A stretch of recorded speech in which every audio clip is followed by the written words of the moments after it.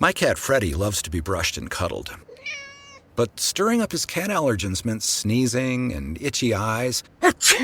Then I found Purina One Live Clear. It's cat food that reduced the major allergen and my suffering in as little as 21 days. Now, we feel closer than ever. If you have issues with cat allergens, you really need to try Purina One Live Clear. Try new Purina One Live Clear today. Purina One, a difference from day one. Richard Nixon. Well, I'm not a crook. Ronald Reagan. Tear down this wall. George W. Bush. I can hear you. The rest of the world hears you. And Donald Trump. And a friend of mine for a long time, he only likes politics. If you ask him about how are the Yankees doing, he has no interest. If you ask him almost anything, he likes politics, and he's a professional at the highest level. Roger Stone. All of these presidents relied on one man to secure their seat in the Oval Office. That man is Roger Stone. This is The Roger Stone Show on 77 WABC.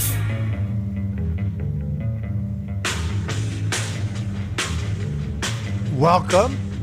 This is Roger Stone, and this is The Roger Stone Show. And for the next 2 hours, we'll be here at 77 WABC talking politics, news, history, style, food, well, and a lot more.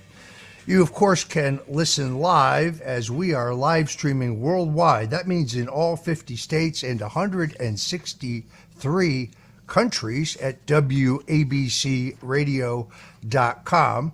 And of course, if you are in the New York, New Jersey, Connecticut area where I grew up, you can always find us at 770 on the AM dial.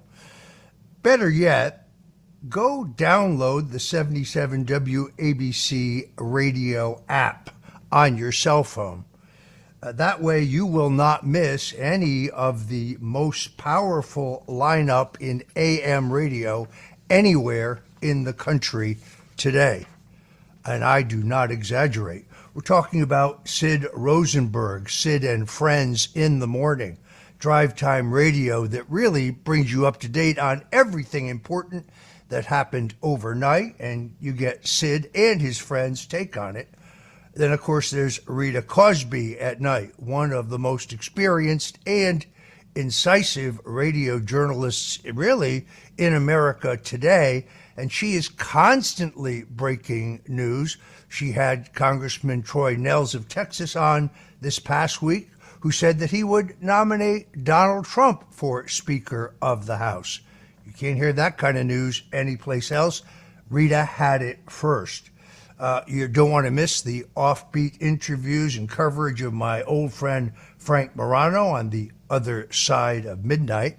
Of course, there's Dominic Carter, a man who always has his finger on the pulse of New York. Curtis Sliwa, who is making news himself by his principled opposition to the migrant invasion of New York City. I saw a picture of Curtis wearing a suit this week. First time I ever seen that. Curtis, I got to admit, you look pretty darn good. You don't want to miss Larry Kudlow on Saturdays.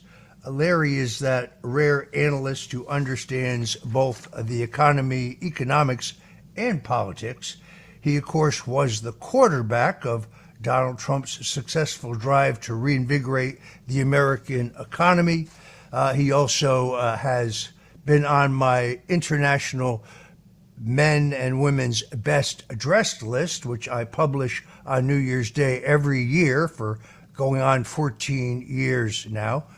Larry is actually an honoree emeritus. He made the list so many years in a row, we had to give him permanent status. And of course, there's America's mayor, the much beleaguered but much beloved Rudy Giuliani, the greatest mayor in New York City history, to me, a great American hero who will really never stop fighting. You can hear him every single weekday here on 77 WABC. And of course, you don't want to miss Katz and Cosby, John Catsimatidis, Rita Cosby, and their all-star panel every day at 5 o'clock 8 a.m. on Sundays, they really give you the best topical overview of the news, and they bring you expert opinion across the board. It really is must-listening radio. The last week they had an exclusive guest, former President Bill Clinton. It really was, even though my politics are different than his, it was must-listen radio. You don't want to miss any of it, so please go to the App Store now and download the 77 WABC radio app. It'll only take you a minute, and by the way, if you do miss any of your favorite programming, your favorite shows, you can always go back and listen to it later. That is the great advantage. Our listenership here on the Roger Stone Show is growing, and we are very thankful to you for it. Let me note that our new time on Sundays, we now are on from 4 to 7 p.m. Eastern Time, and yes, this is the place for politics. Well, we saw history being made this week when firebrand Congressman Matt Gaetz put forward a motion to remove Kevin McCarthy from the speakership of the U.S. House. Some may have thought that Gaetz was bluffing, but, well, I know him, and I never did.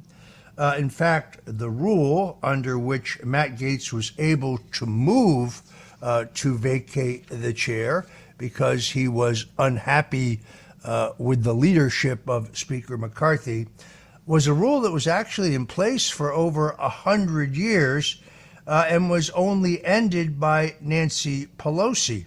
See, during her time in the majority with the Democrats, she changed the rules so that only a majority of the majority, in this case Democrat caucus, could vote to remove a speaker, meaning that even with the squad, she was always politically safe. It was only reinstated in the Congress as one of several conditions by which Kevin McCarthy even was able to become Speaker.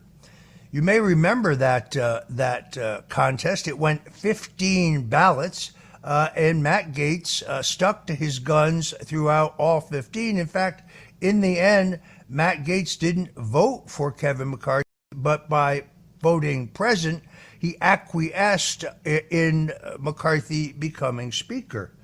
But McCarthy made a number of commitments and was only selected Speaker after agreeing to those commitments.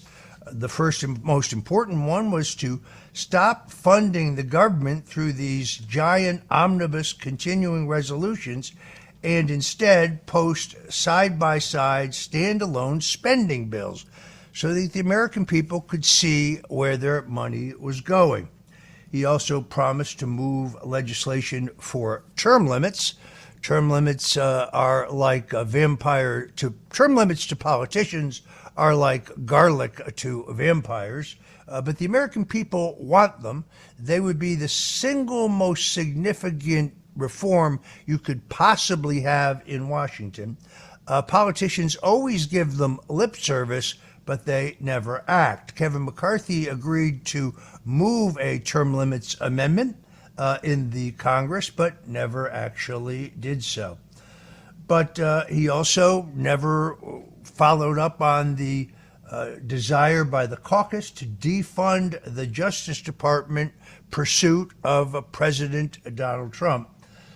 So I guess Speaker McCarthy thought when it came to these issues or to his commitment to do away with the scores of new IRS agents, many of them armed, that's rather strange, that things would, once he had power, just go back to business as usual. Didn't go down that way. The straw that I think broke the camel's back was the backdoor deal McCarthy did to funnel millions of dollars more to the war in Ukraine, a war that military experts who have been on this show, like General Michael Flynn and others such as Colonel Douglas Macgregor, tell us, despite all of the war propaganda you may see here in the United States, the Ukrainians are losing. The idea that Matt Gaetz did any of this for the limelight or for the prestige or for fundraising is really absurd. Gaetz, by the way, is one of the very few members of Congress who refuse to take any PAC or special interest money. That's a rarity in the swamp. He almost stands alone in that regard. The personal attacks on Matt Gaetz now from the political establishment will reach fever pitch. They already have.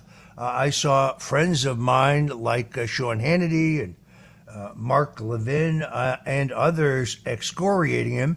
Particularly annoying was the criticism of former Speaker Newt Gingrich, who thinks that Matt Gaetz should be thrown out of the Republican Party.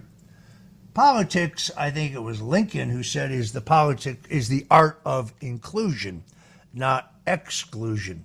I think that this is going to turn into a horse race now for the speakership. We're going to talk about that a little bit later in the program. Appears to me that Jim Jordan of Ohio, who is out to a strong lead, is probably the front runner. Donald Trump told at least two people that he was privately for Jordan, told them not to tell anybody, and of course, both of them went out immediately and announced it. Steve Scalise, who was the deputy to Kevin McCarthy, is in the mix. But I'm not sure what would happen here. If Scalise took all of the same positions as McCarthy, or if Jordan were to be elected Speaker and take all the same positions as McCarthy, well, as long as the rule allowing for the motion to vacate the chair remains in place, we're going to be right back where we started from only days ago. So, in other words, it's not so much who the Speaker is, it is how the Speaker proceeds. At the grassroots of the Republican Party, there is huge dissatisfaction that Republicans got control of the lower house, but they seem to have done nothing with it. As someone who was subpoenaed to testify for the January 6th committee, I don't understand why there has been no subpoena for Hunter Biden from the Oversight Committee, or for Naomi Biden, or for Jimmy Biden, or setting up a constitutional question even for Joe Biden himself.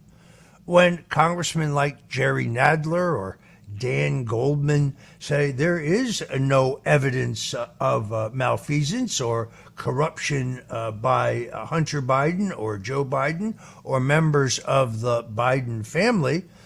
In fact, Congressman James Comer has been here on 77 WABC several times, making a very comprehensive case that there is a mountain of evidence. We're talking about extortion. We're talking about bribery. We're talking about influence peddling. We're talking about racketeering. We're talking about illegal lobbying. We're talking about hard evidence of multi-million-dollar from China, from Ukraine, from Romania. But the Republicans, as Donald Trump noted in a Truth Social posting this past week, they don't seem to have much belly for the fight. We just don't seem to be as aggressive when we have power. Now, in all fairness, and Sean Hannity made this case the other night, there is great diversity within the Republican caucus. You have 18 members of Congress who were elected from districts that at the same time voted for Joe Biden. You have a fire-breathing group of 8, the 8 who essentially brought down the Speaker, and they too have to be appeased. The idea that Donald Trump himself would become Speaker, while it is a romantic notion, I don't see that as being in the cards. Donald Trump is interested in one thing: returning to the White House in order to make America great again. I do think he could be a powerful broker here among factions and perhaps bring unity behind one specific candidate for speaker. And the man who wrote the story about his going to Washington to try to broker a deal, Mark Caputo with The Messenger, one of the most respected political reporters in the country, well, he'll join us today to talk about that and other things. If you're just tuning in, this is Roger Stone. This is The Roger Stone Show on 77 WABC Radio. Folks, go to the App Store and download the 77 WABC Radio app so you don't miss any of this show or any of the other great programming we have here at 77 WABC. You'll really be glad that you did. Donald Trump was in New York this past week. I don't know how you could fail to see that.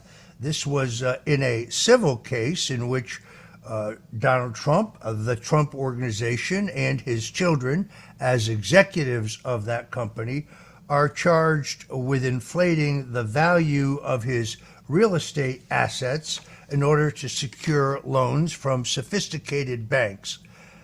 This doesn't make much sense to me because the banks got paid back in full. The banks had their own attorneys and presumably their own appraisals. The whole trial, I think, to the American people, had an Alice in Wonderland feel to it.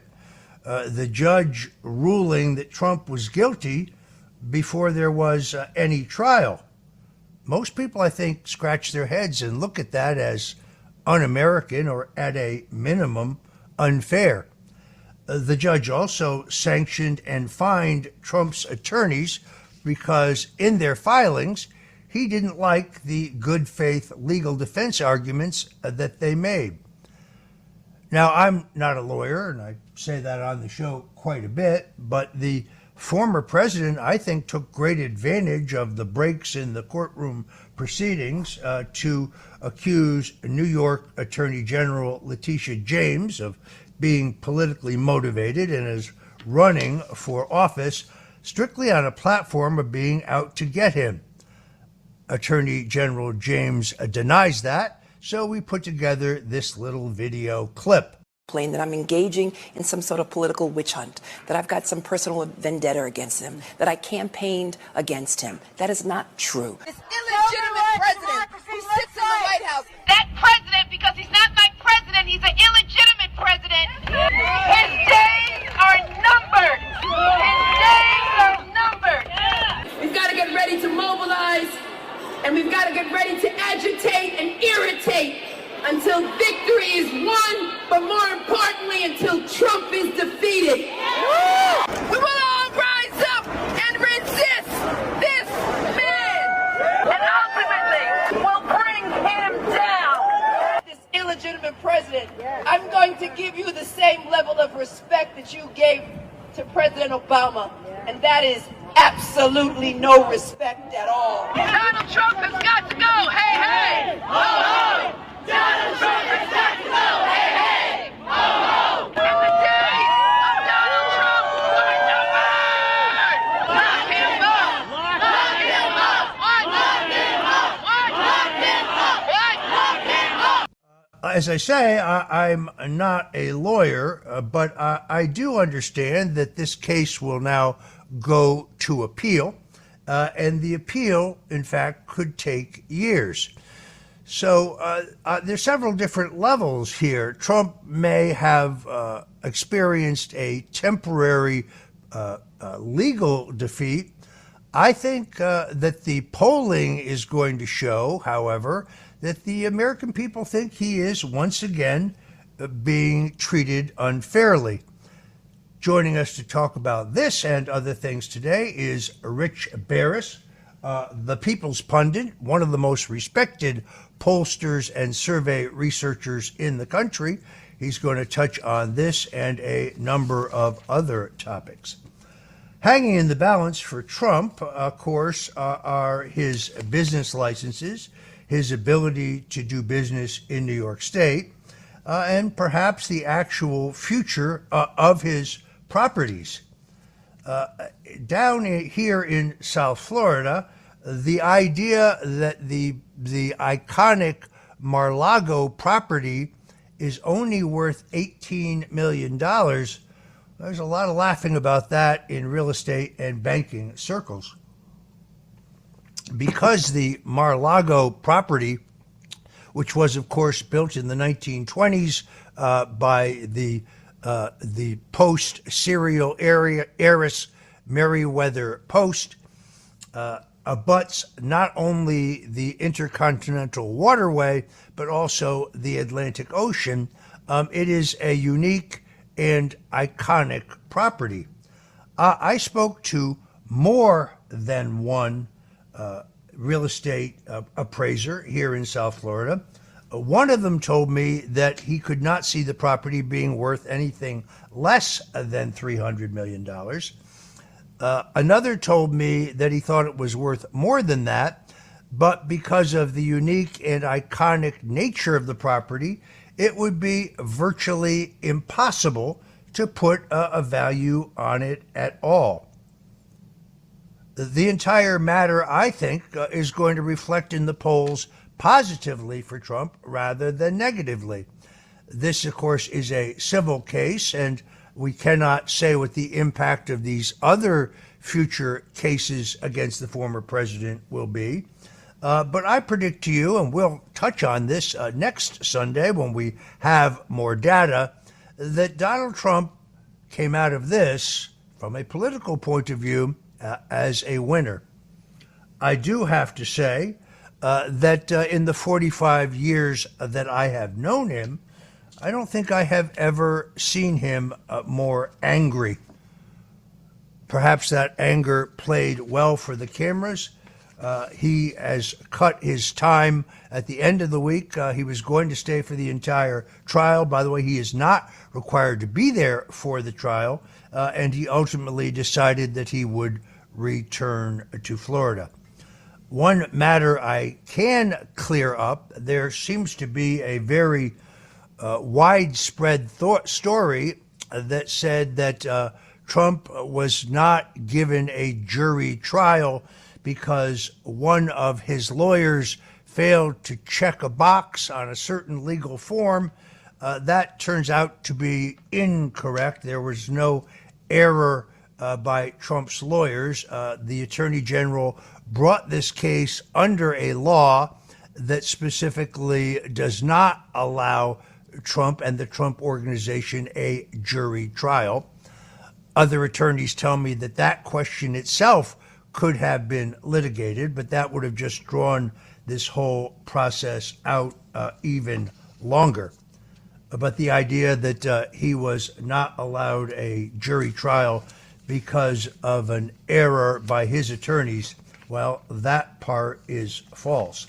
So additionally, in addition to Mark Caputo, the former political reporter with the Miami Herald, with Politico, with NBC, and now at The Messenger, joining us to help break this down. In addition to the aforementioned Rich Barris, the People's Pundit, really one of the savviest pollsters in the country.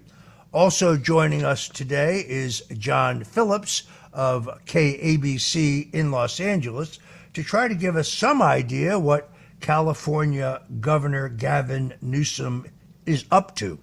I'm going to ask John to handicap the upcoming debate between Florida Governor Ron DeSantis and California Governor Gavin Newsom. I also want to talk to him about what Newsom was doing at the Fox debate there as a quote-unquote surrogate for the Biden campaign, and whether or not Gavin Newsom is in fact positioning himself for a 2024 bid for president. I do note that former President Barack Obama was in Beverly Hills last week, and when reporters asked him whether Michelle Obama is running for president, something I have predicted on this show, The Roger Stone Show, on a number of occasions, he declined to answer. I'm going to stick to my prediction that Joe Biden, in the end, will not be a candidate for re-election. That doesn't mean he's going to resign or that he is going to be removed. I don't see that happening either. So given that his health holds up, he would be president until January of 2025. But I still don't believe that any Democrat feels confident about his ability to go toe-to-toe with Donald Trump in a debate. And when we get to Rich Barris, we're going to talk about some of the latest polling numbers. Hillary Clinton is back in the news. She actually thinks that people who disagree with her politically need to be deprogrammed. Listen to this. Sadly, so many of those extremists, those MAGA extremists, take their marching orders from Donald Trump, who has no credibility left by any measure. He's only in it for himself. He's now defending himself in civil actions and criminal actions. And when do they break with him? You know, because at some point, you know, maybe there needs to be a formal deprogramming of the cult members, but something needs to happen. Last week, I told you that I got a subpoena from Hunter Biden's lawyers who want to know what I know about the contents of Hunter Biden's laptop. That's a pretty simple question. Everything I know, I read in the New York Post. So in other words, the answer is nothing. The idea that the contents of Hunter Biden's shocking laptops passed through my hands before they were first published by the New York Post is categorically false. It's nonsensical. But this is what they call lawfare. That's the filing of baseful legal actions against you that are meant to grind you down politically, drag your name through the mud, and force you to spend money on lawyers and litigation, which you really can't afford. There's an excellent piece on this in rare.us, but the whole idea that I know anything about this is really being utilized because at this point in my life, I'm clickbait. That means that when you put my name in any given headline online, whether the story is true or completely fictional, people click on it and those posting it can make money. It's a heck of a way to go through life. But the idea that I know anything about Hunter Biden's laptop other than the spectacular reporting of Miranda Devine in the New York Post, well, it's just plain crazy. Also want to tell you that the newly formed Italian American Civil Rights League will march in tomorrow's Columbus Day parade. The Italian American Civil Rights League is a non-profitable charitable organization that we have just set up. It stands against Italian American discrimination and stands up for Italian American culture and heritage. This is an all-volunteer organization. No officer, no one involved receives any compensation of any kind. We intend to sponsor a scholarship fund, but we are going to be prepared to step in legally if there is a decision made by the New York City Council to remove Christopher Columbus's statue from New York City. We see that as a perfect example of anti-Italian discrimination, and it is why the organization has been founded. For more information, you can go to iacrl.org. That's iacrl.org, the Italian American Civil Rights League, and you can become a member. Again, this is an organization where we will have full transparency. We will publish all of our financials once a year. We obviously will be in compliance with all state and federal regulations. But nobody's making money off of this, folks. We're doing this because we think it is time. This is also a good opportunity for me to mention that if you've seen my new profile on Facebook, well, folks, that's not me. There's a Roger Stone on Facebook. This person seems to be getting a lot of traction, but the truth of it is I have been banned for life on Facebook, so don't sign up, think you are following me. All right, buckle your seatbelts. I'm glad to have you here for the Roger Stone Show, and as Jackie Gleason used to say, away we go. This episode is brought to you by Loom by Atlassian. Are you feeling stuck at work? Get your team unstuck with Loom video messaging and move work forward. Use Loom to simultaneously record both your screen and yourself to share a quick update, provide feedback, train a colleague, and everything in between. Plus, add Loom AI to your meetings for instant written notes and recordings. Try Loom today at Loom.com. That's LOOM.com. This episode is brought to you by GMC. When you have 4 new tires, every drive feels fresh. Right now, buy 3 select tires and get 1 for just $1 during the GMC Certified Service Fresh Start Tire Event. Visit gmc.com/service offers or see dealer for full details. At participating U.S. GM dealers only. Highest or equal value tire will be $1. Offer ends 5/31/2025. Not available with other offers. It's the Smucker's Uncrustables podcast with your host, Uncrustables. Okay, today's guest is rough around the edges. Please welcome Crust. Thanks for having me. Today's topic, he's round with soft, pillowy bread. Hey. Filled with delicious PB&J. Are you talking about yourself? And you can take him anywhere. Why'd you invite? And we are out of time.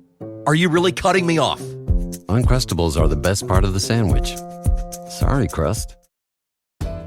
PMS, pregnancy, menopause. Being a woman is a lot. Ollie supports you and yours with expert solutions for every age and life stage. They just launched 2 new products exclusively at Walmart. Period Hero combats bloat, mood swings, and more during PMS. And Balance Perimeno to support hormonal balance, mood, and metabolism during perimenopause. Grab yours at Ollie.com. Ollie! These statements have not been evaluated by the Food and Drug Administration. This product is not intended to diagnose, treat, cure, or prevent any disease.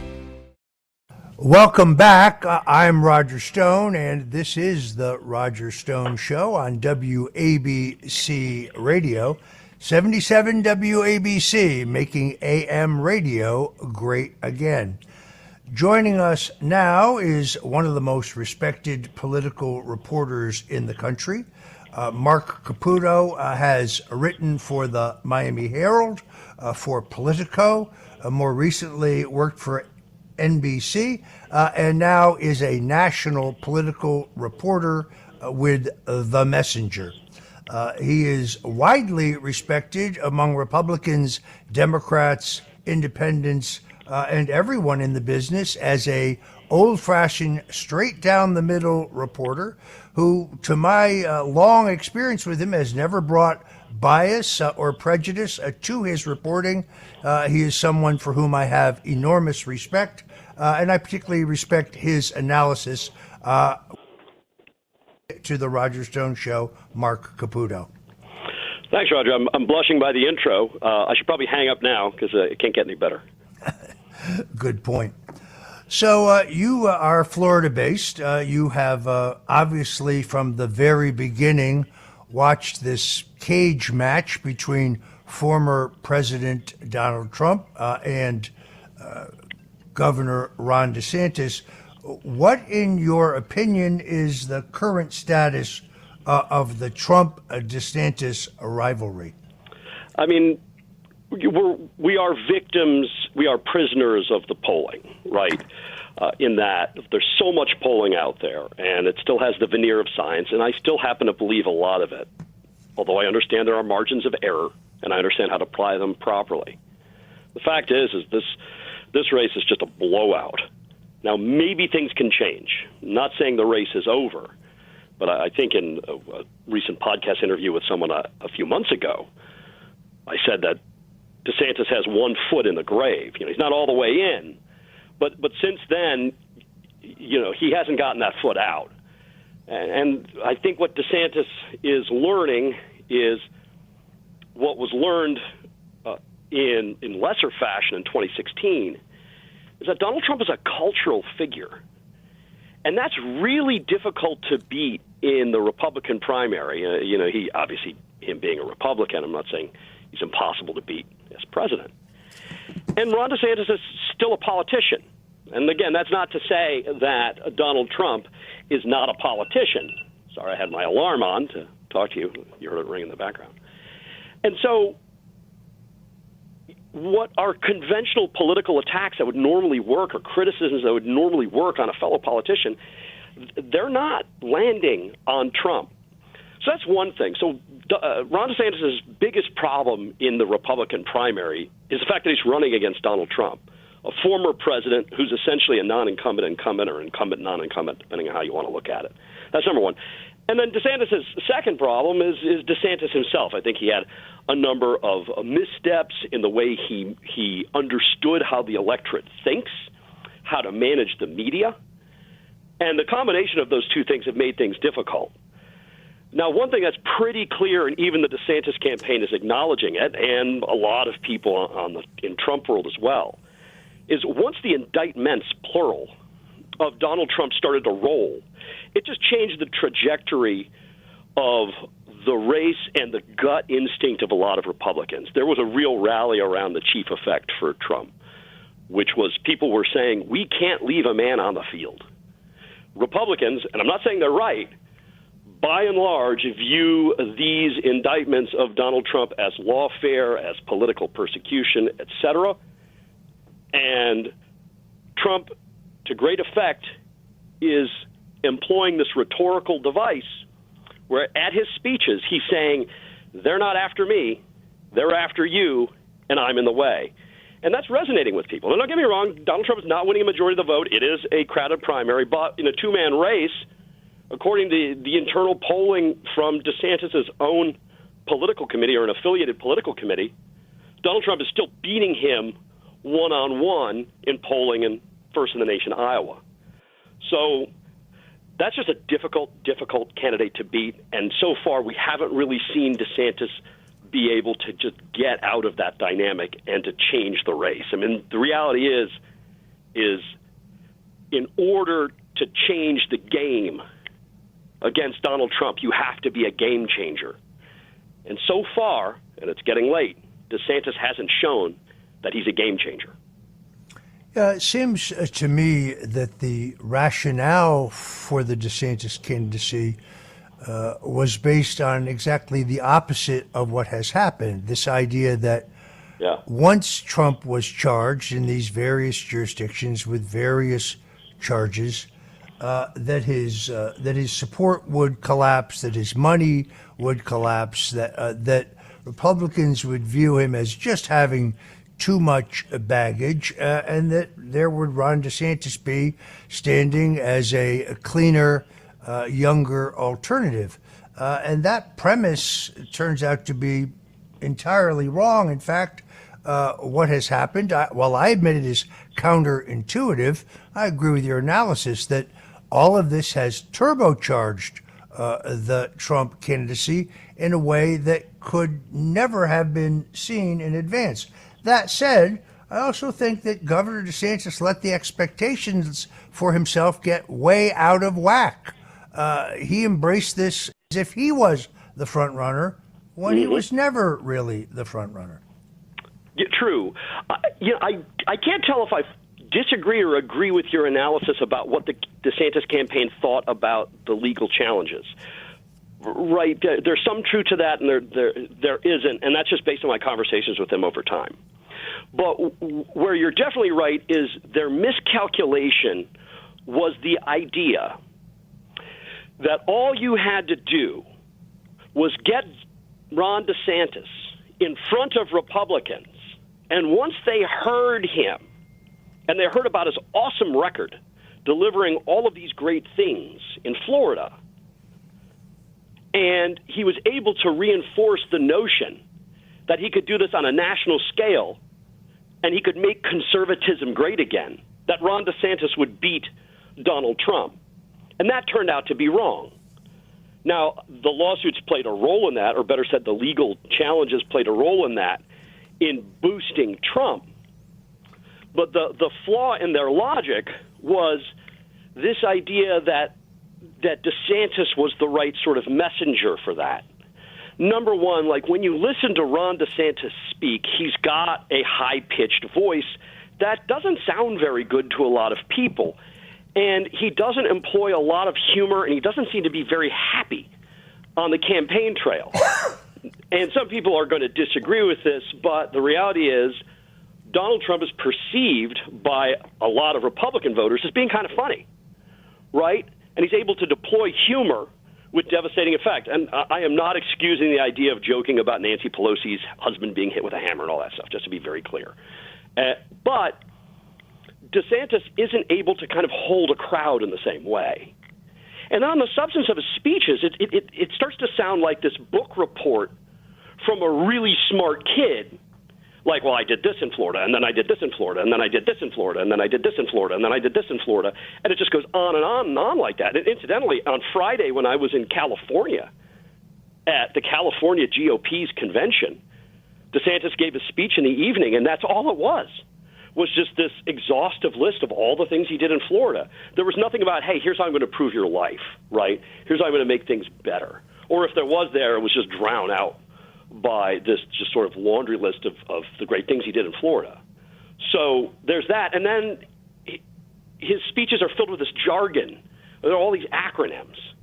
Critical race theory, CRT, DEI, ESG. And he goes through all these things. And so the idea that all you had to do is get Ron DeSantis in front of people, conservatives are going to listen to this, they're like, oh, great, their hearts are going to go pitter-patter. That's not the case.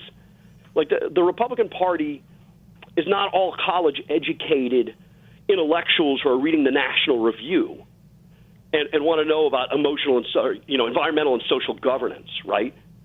And Trump is just better at speaking at that base level. Now, again, maybe things will change. What is it, October? January 15th is the first in the nation Iowa caucus. We'll see. But so far, the trajectory of the race and the performance of the two candidates hasn't really shown that things are going to really change.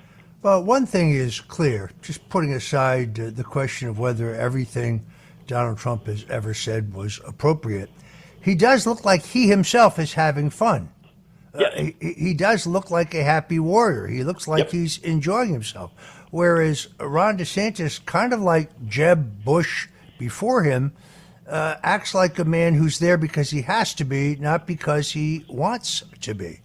And then there is, as we've talked about, there's a likability factor. He's most definitely a wonk. Nobody's saying he's dumb. He's not dumb by any means. He's obviously highly educated. He's a very smart guy. But you're right.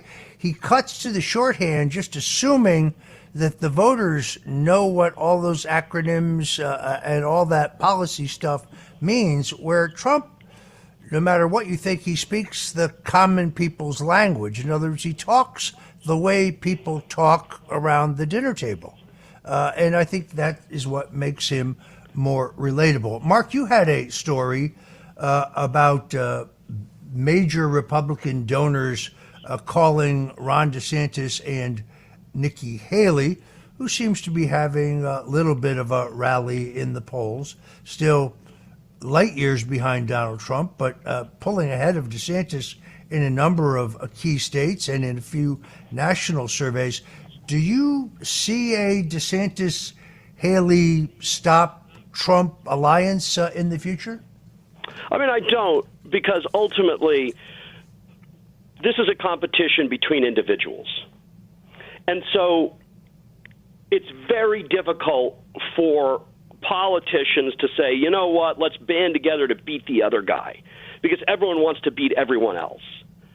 And the dynamic you're seeing in the 2020 race is very similar to what you're seeing in the 2016 primary, which is the prisoner's dilemma.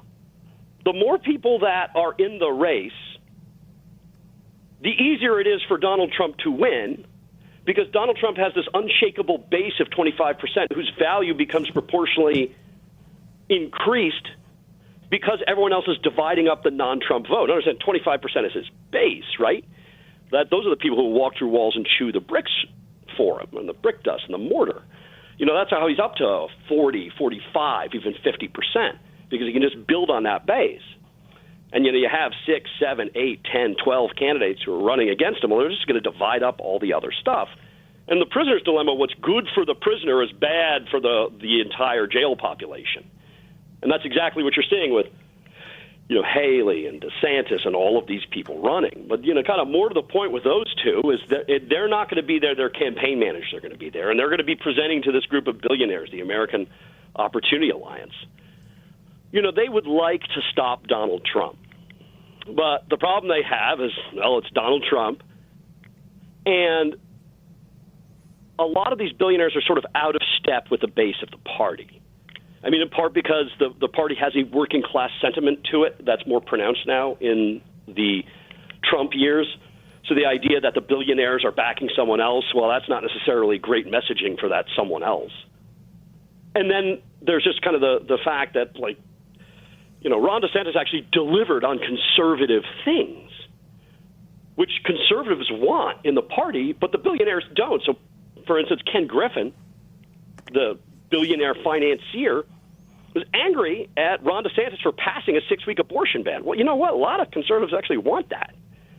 So there are just kind of these mismatches between what the billionaire class wants, what the base Republican want, and also the billionaires can't get out of each other's way. The reality is if anyone, or the likely reality is, if any Republican is going to beat Donald Trump in a primary, it's going to be Ron DeSantis. But the entire party apparatus needs to be behind him, and it's not.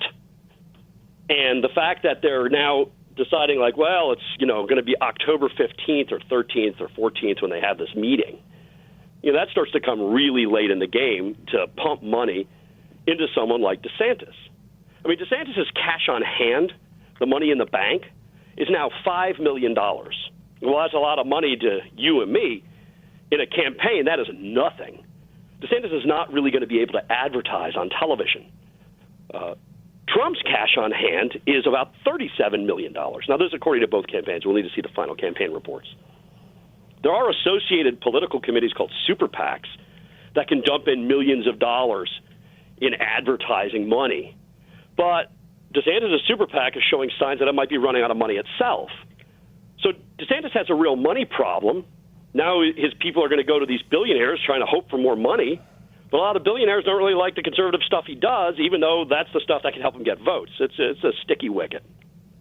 Yeah, I said back in March, I predicted that even with the spending cuts and the cutbacks that the DeSantis campaign had announced at that time, just looking at their burn rate, looking at their cash on hand, and looking at their rate of raise, I actually predicted that they would be out of money by around this time. I think I hit it on the head.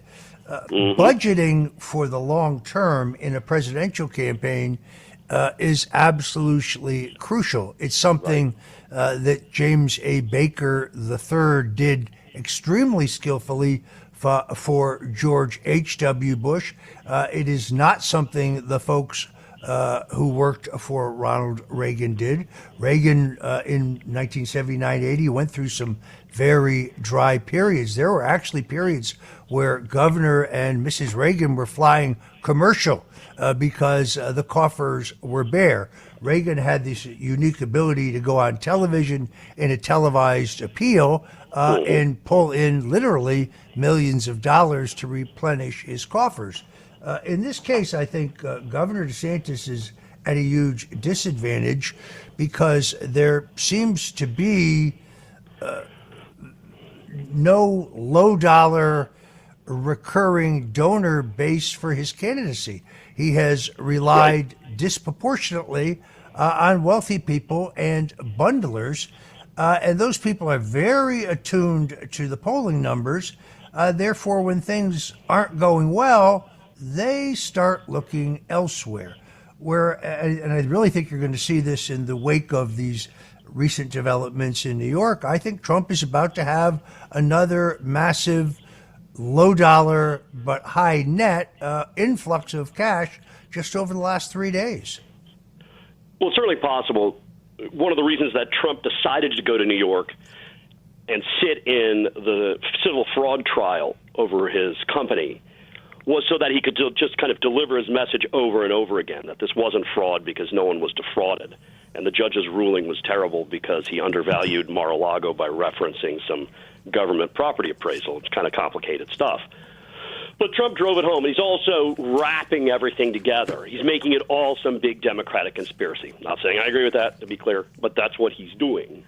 And on DeSantis, you've hit on the head like a part of his problem is small dollar donations are sort of the Democratic version of contributing, right? Like, you know, the donor class are sort of, if you were to think of like contributing money as a style of government. Well, the donors are the representatives, right? They're like kind of the politicians. They have the big checks, right? They can give $3,300 in cash hard, and they can give a whole bunch more to super PACs. The common people are the small dollar donors. They chip in 10, 20 at a time because you reach them and they know, like, hey, I want to give to this person because I believe in this person, right? And DeSantis has struggled to reach those small dollar donors in the same way that he struggled to reach that sort of common man and common woman out there who are going to caucus and vote for him, or caucus and vote in the primaries for the Republican ticket, whoever they want to have represent them. And his media strategy, DeSantis' media strategy, has not enabled him to reach these people. And if you look at one of the other candidates in the race, Vivek Ramaswamy, that guy came out of nowhere. And, he got up to, 8, 10, 12, 14% in some polls, because what he did is he had interesting and provocative things to say, and he just did all media everywhere, podcasts and blogs and television. Hell, he went on Don Lemon on CNN one morning and provoked a confrontation with Don Lemon that ultimately cost Don Lemon his job, right? And the reason it's good for candidates to do that, and Trump does that stuff as well, is that while the media might not be your friend, and while Republicans certainly deeply believe that, and Republicans don't necessarily, quote-unquote, believe the media, the fact is like there is a totality of stories. There's a critical mass of stories that and information that press into people like osmosis. And stories ultimately, in their view, become either good or bad. And DeSantis had done nothing to really earn any, quote-unquote, good stories. And he'd done a whole bunch of stuff to earn, quote-unquote, bad stories. So this kind of constant din of just negative coverage that surrounded DeSantis, who refused to sit for media interviews, by and large, except recently, and to do those small things of those small media market interviews, cost him, because like kind of the average person wasn't exposed to his message or any sort of positive coverage about his campaign. And here he is. If you're just tuning in, folks, this is the Roger Stone Show on 77 WABC Radio. You can listen to us at WABCradio.com. Otherwise, don't touch that 770 AM dial. We're talking to Mark Caputo, national political reporter with The Messenger, and we're talking about the 2024 presidential race. Let's go back, if we could, just for a second, to Vivek Ramaswamy. Do you think that his 15 minutes are over? In other words, he was a hot commodity after the first debate, where I think he handled himself fairly well. The second debate, I said on this show, was like a food fight. I mean, it was like a train wreck. It wasn't even a high school debate. It was more like a junior high school debate. People yelling over each other, people with their pre-scripted, carefully memorized lines that they're trying to make sound spontaneous. I couldn't turn it off, and I'm a political junkie. I love politics. I'll watch as much of it and listen to as much of it as I possibly can. But I did not think he fared as well in this second debate. He's now got serious questions about whether he did or did not plagiarize speeches and key phrases by Barack Obama, fairly or unfairly. That stuff is out there. People asking questions about his past association with the World Economic Forum or being a George Soros fellow. I have a sense that his 15 minutes in this race may have come and gone, but I'm more interested in what you think. I think it's probably true. And the reality is the person who has done the most to undo Vivek Ramaswamy, or did the most on the debate stage, was Nikki Haley. Right? She had that one line, it's like, the more I listen to you, the dumber I get. Right? And there was just a collective gasp from the debate crowd. And these things being live debates and having crowd reaction, that just kind of reinforces the nature of that sort of attack. I've always seen this as Trump is the big dog. The only other dog who could really knock him off, and it's going to be hard, as DeSantis, is just true across the board. So I never really saw Vivek Ramaswamy as having any legitimate shot of unseating Donald Trump. At the same time, I think the other person who shared my belief that Vivek Ramaswamy was not in it to win it to beat Donald Trump was Vivek Ramaswamy. He's run from a purely kind of modern PR standpoint, a great campaign. No one really knew who this guy was. He published a book talking about woke capitalism, the ills of it. He wanted to run for Senate in Ohio. He realized that wouldn't quite work.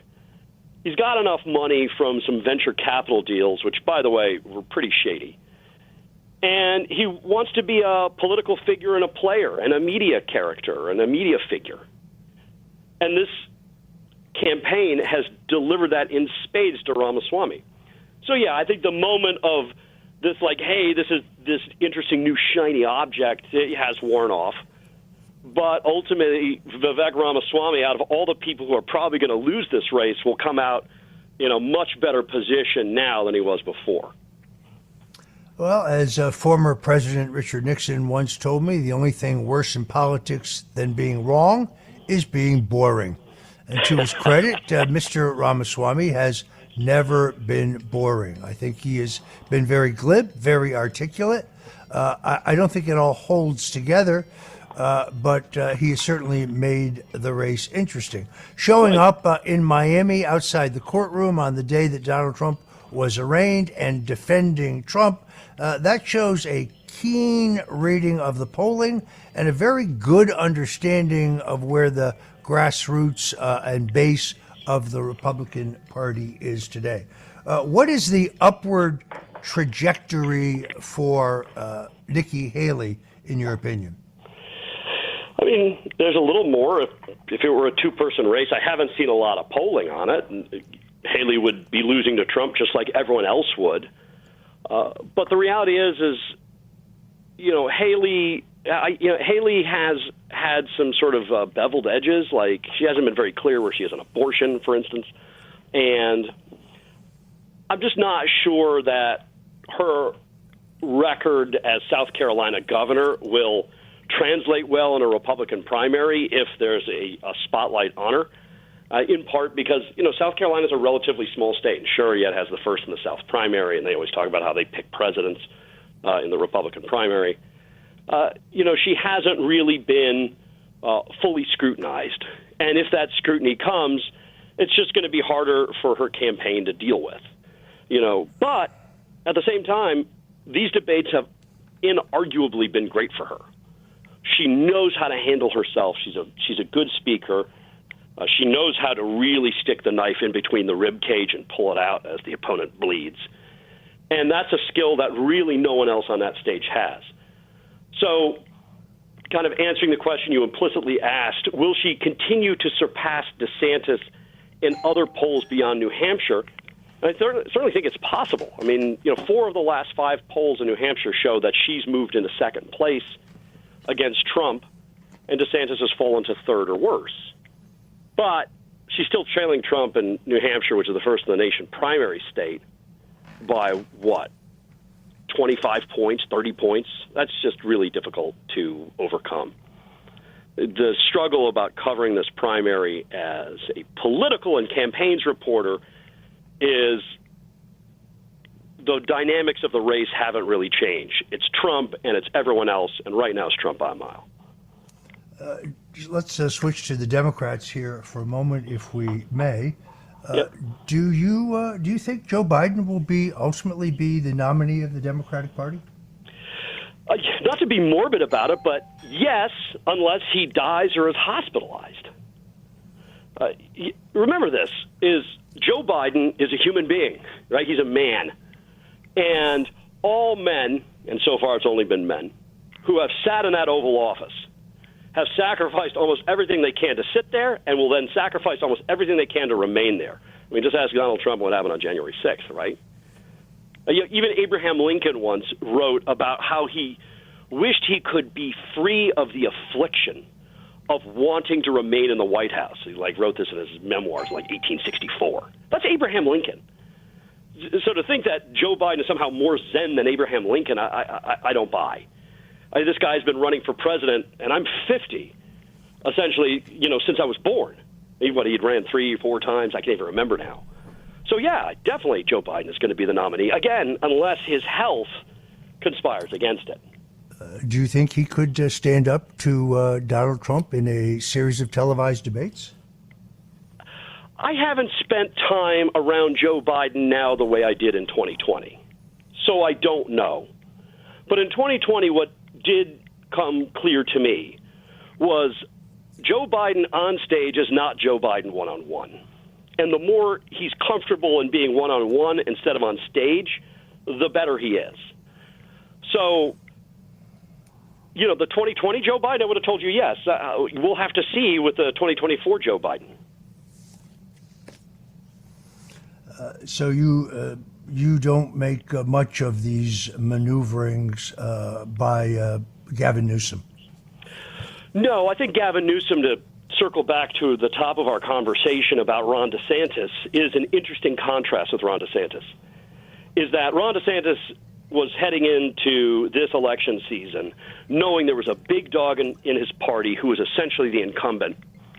And, the smart money would have told him to stay put. Be patient, young man. Wait your turn and get yourself into the right position, but don't run against the leader of your party. DeSantis didn't take that advice. He's a young man in a hurry. Gavin Newsom did take that advice. So that conveys a lot of confidence. He could have challenged Joe Biden. Gavin Newsom could have, but he didn't. And the White House viewed him with a lot of suspicion initially because of all those moves he was doing. But he was essentially just filling a void of, for instance, taking on Ron DeSantis in 2022, which no one else was really doing, including DeSantis' own primary, or better said, general election opponent, Charlie Crist, during his reelection last year. And Newsom's favorability ratings are very high in the Democratic Party. The White House loves him. And so, yeah, I don't see him challenging Joe Biden. Now, again, if Joe Biden's unable to run and Kamala Harris sort of, is elevated into that role, that's a hard one to game out. All right. Well, I'm afraid we are out of time. Therefore, we have to wrap it up. I want to thank our friend Mark Caputo, a reporter with The Messenger, for joining us on the Roger Stone Show today. Mark, many thanks. Oh, thank you, Roger. I really appreciate it. This episode is brought to you by Netflix. 3 couples, 4 vacations, a lot to unpack. Watch The 4 Seasons, a new series starring comedy favorites Tina Fey, Steve Carell, Will Forte, Coleman Domingo, and more in a hilarious and heartfelt love letter to long-term relationships. Based on the original Alan Alda film. Watch The 4 Seasons, streaming now only on Netflix. Parents of tweens, if you're familiar with far-off drop-offs... Dad, stop, right here. Or get DMs about what's for dinner, you may be experiencing tween milestones. For your son or daughter, these can start at age 9. HPV vaccination, a type of cancer prevention against certain HPV-related cancers, can start then too. For most, HPV clears on its own. But for those who don't clear the virus, it can cause certain cancers later in life. Embrace this phase. Help protect them in the next. Ask their doctor today about HPV vaccination. Brought to you by Merck. Shopping is hard. I can never find anything in my size. I don't even know my size. I buy my clothes the same place I buy my groceries. There's a better way. Make it easy with Stitch Fix. Just share your size, style, budget, and done. Your personal stylist sends pieces picked just for you. That was easy. Stitch Fix. Online personal styling for everyone. Free shipping and returns. No subscription required. Get started today at StitchFix.com. In golf, precision is everything, on and off the course. PGA of America chose advanced 5G solutions from T-Mobile for Business for smooth operations and seamless transactions. Together, we enhance ticketing and concessions for better fan experiences from gate to green. This is pro-level efficiency. This is PGA of America with T-Mobile for Business. Take your business further at T-Mobile.com/now. This is the Roger Stone Show on 77 WABC. A man who's gone through hell, but he's kept going, and he's smart, and he's strong, and people love him. Not everybody, but people love him and respect him. Roger Stone. Now, here's Roger Stone.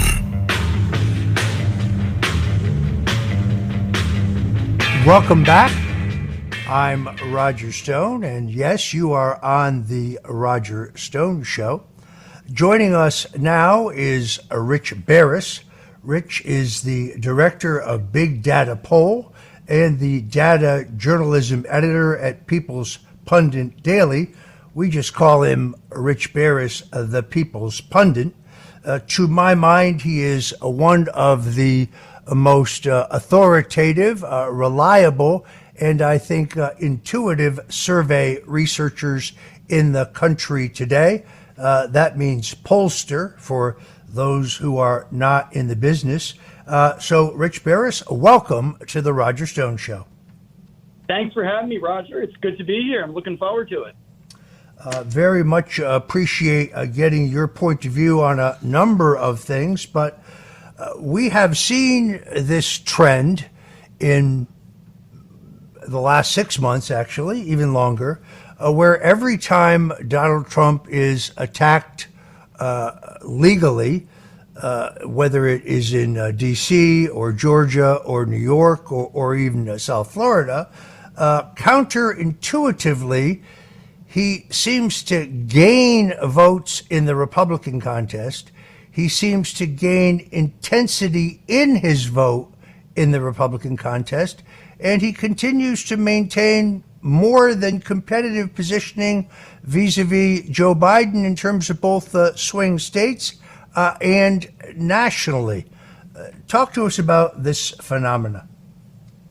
Yeah, I mean, this is something that runs counter, like you said, to everyone's conventional wisdom, that somebody has, facing 91 indictments, that would be the end of their political career. But, as we have seen since Donald Trump came on the stage, these rules, the normal rules, Roger, just don't apply to him. And I think that's in part because of his personality, also in part because of that he's not a politician. He was never a politician. And then he was a very different kind of president. And people are going to wind up studying how is it possible for years to come. But there is no doubt that every time they do come after him, the American public, you're going to have Democrats always believe what they want to believe. But the larger American public has viewed this for what I think, I would think it is, you think it is, which is a president who's vulnerable, going after his political opponent who he cannot beat at the ballot box. And even if Donald Trump was down, Americans still were telling us, and when he was down, Americans were still telling us that if it's Donald Trump versus Joe Biden, Trump's going to win this time. So, in their minds, this is just an attempt, and it scares them. It scares them. It's the cream, it's basically the cream on, the last straw. Let me put it that way, because they've seen so much over the last 6 years or so. The primary, for instance, really broke out when these indictments came because there was a certain segment of the population who didn't believe that Joe Biden would go through with it, didn't believe that his political enemies would really go this far. And when they did, they woke people up. They woke a lot of people up. Have you seen new polling in the wake of what's happened in New York late last week? Yeah, I mean, specifically to New York, no, but nationally, we're in the field right now. And, things, of course, have to be weighted and processed. But after you're doing this for as long as I have, you can look at the raw collection and glean what's going on. This will probably be one of Donald Trump's strongest results in, give or take 12, 14 months. We've had him obviously trending this rematch, trending to Trump for a while. It tightened last month a little bit. And, just with us, if you had to twist my arm, Roger, I'd say that there's just so much going on with immigration in the cities, the indictments, right? So it looks like a regime is failing to govern and is persecuting that opponent who did a better job. And I think that's really what it comes down to. You can watch the proceedings in New York, and Americans are thinking to themselves very simply, Donald Trump is a better president. And I turn on my TV, and he's in a courtroom. This is crazy. And sometimes politics can be that simple. One of the points that I have made here on the Roger Stone Show a number of times is that despite the American people's fascination with polling and the immediate focus on the horse race, that there are polls and then there are polls. In other words, a poll can be designed to get a desired result. That's done by manipulating the sample, by the order of the questions, by the wording of the questions. And then there are polls that are designed to get an honest result. In other words, a snapshot in time. It's an accurate reflection of what the voters think at any given time. Now, any poll, as you know, is outdated virtually the minute it's completed because, well, public opinion changes. It shifts, sometimes quickly, sometimes slowly, but it still shifts. What I respect about your work is that you are scrupulous about trying to find out not what you want to see happen, but what is actually happening. And therefore, people who are poll crazy need to recognize that not all polls are equal and not all polls are taken with the purpose of finding out what's really going on. So, for example, a poll can be manipulated in order to enhance fundraising for a given campaign. Perhaps that can't be done at the presidential election because there are so many polls that one takes an average across the board, but certainly in local and state elections, I have seen this happen.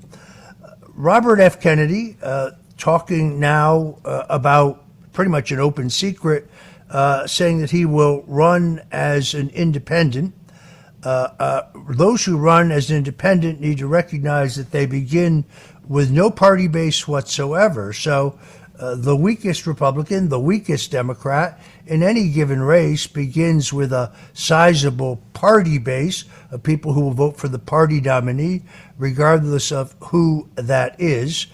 To my surprise, Robert Kennedy, even though that he is the son of a former U.S. senator, the nephew of a slain president, not as well known in the country as you might think.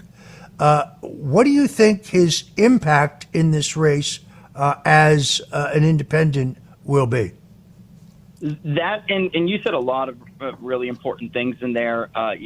People should watch going forward the ordering of questions. We see this with my good friends at YouGov, asking things like, have you heard about the Trump indictments? And then, oh, by the way, who are you going to vote for? Yes. Approval ratings, favorability ratings, ballot tests, they have to be front-loaded in surveys. That's something we all used to know and, and used to call people out on, and now it's common practice today. So I would just caution people that with everything going on, watch out for stuff like that because there's a lot that they could do to twist or to impact, to taint the results of that survey.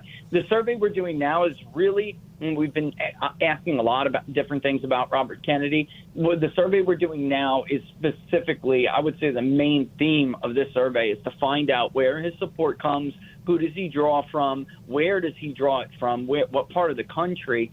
I would say this. The campaign polling should always be taken with a grain of salt. Its campaign is packed, or at least a poll showing that when you, and Roger, you know this, you've been in politics a long time. When you ask generically about an independent or somebody else, third-party candidate, they tend to get more than when you actually name the candidate. And the memo his campaign put out said that actually Robert Kennedy gets more than the generic independent. We're not going to find that. I can tell you that right off the bat. When you name Robert Kennedy, the support goes down about 4 or 5 points. So we've done this in the past, and actually so have others.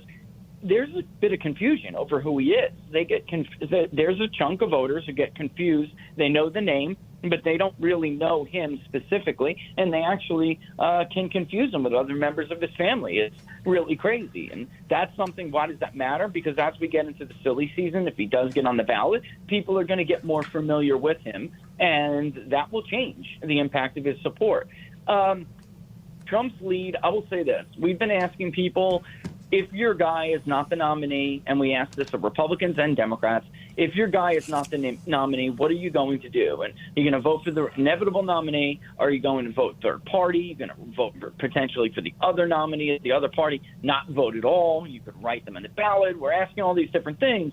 With Robert Kennedy's support, which we have had lower than others in the primary, 12 to 15%. He's never gotten, as high in our polling as others. He'll probably be around 12 in this one against Joe Biden in the nomination.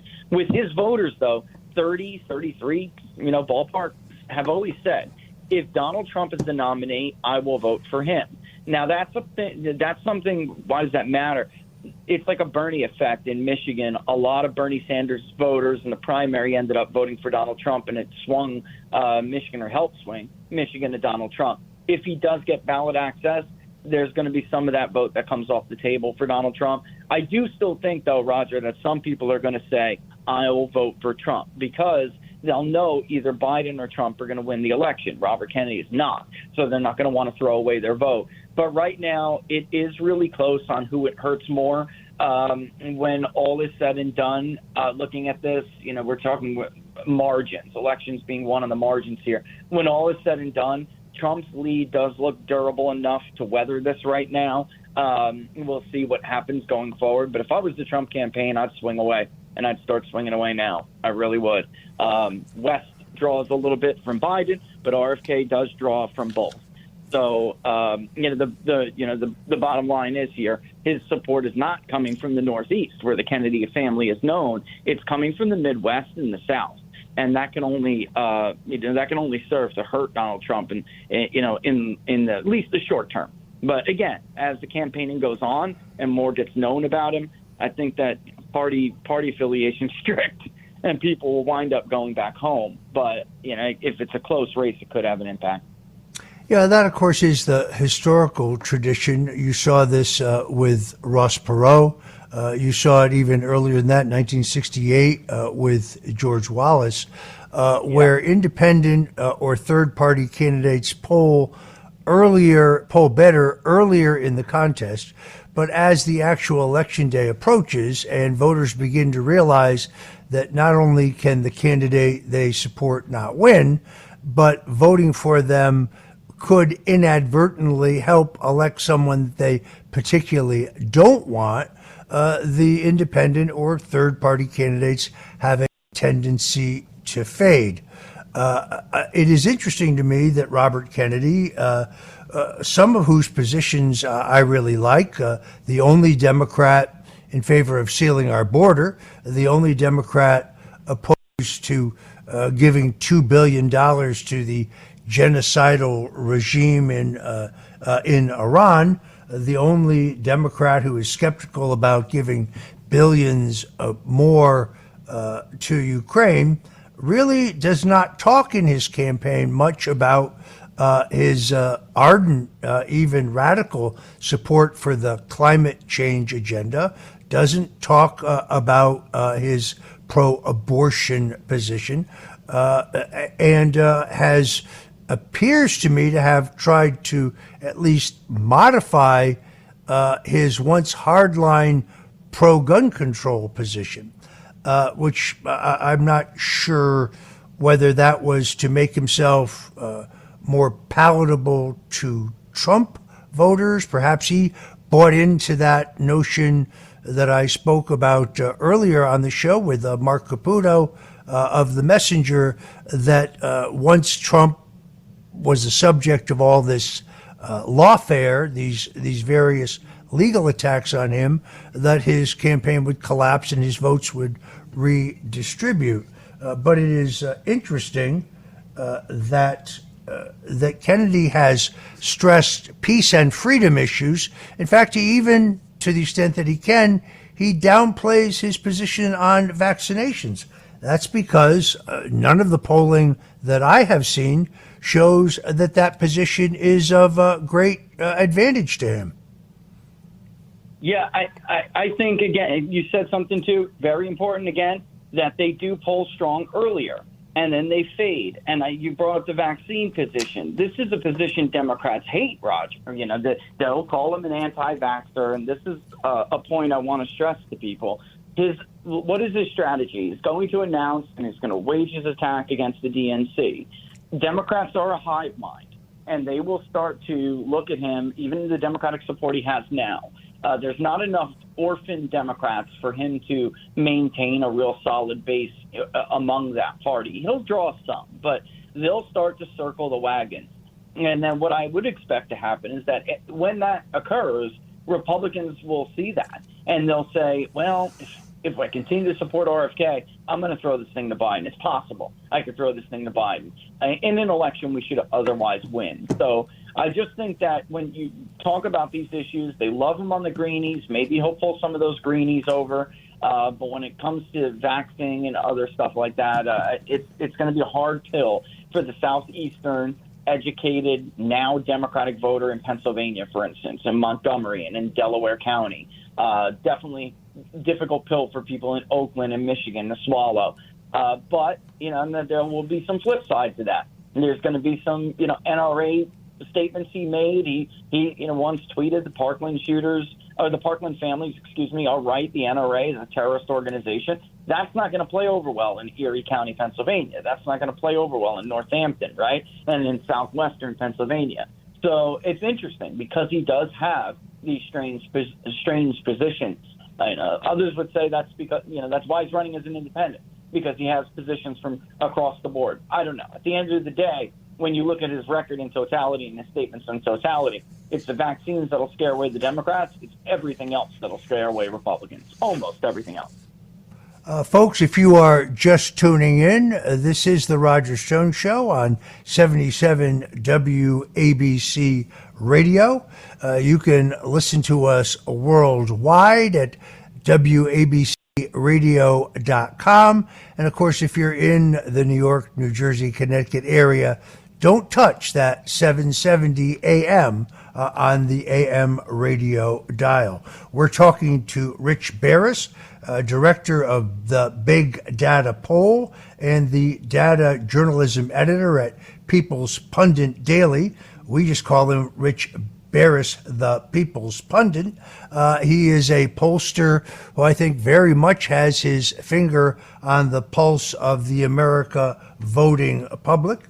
And we're talking about our favorite subject here on the Roger Stone Show, the 2024 presidential campaign.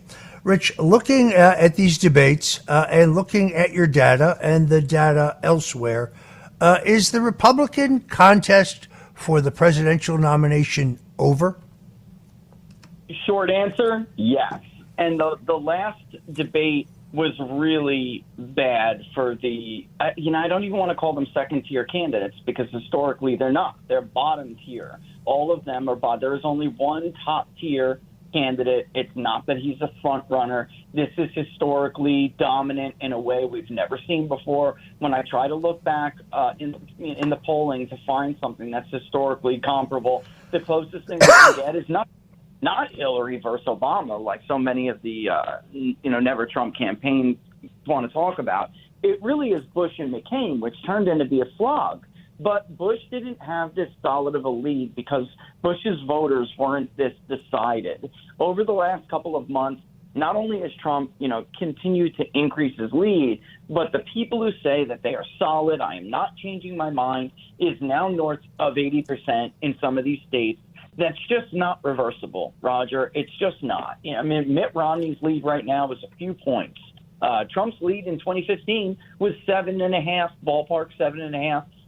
Giuliani had one very similar. He lost it because of the Florida strategy, not because of the viability of his campaign. He went in a historically different direction.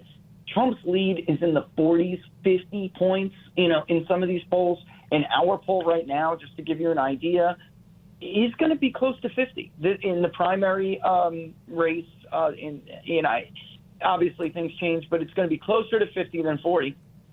So this is a race that really is not competitive. This is something that, the media loves to draw on because they like horse races. They like clicks, they like ratings, and they like advertisements.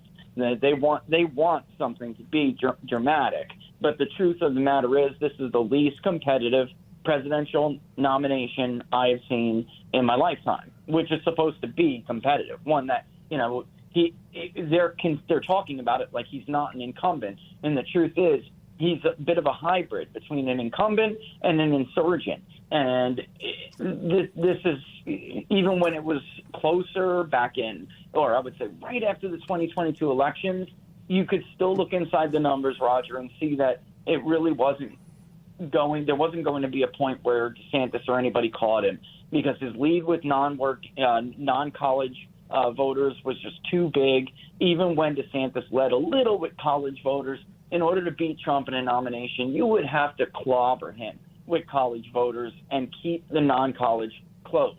That never really was going to happen.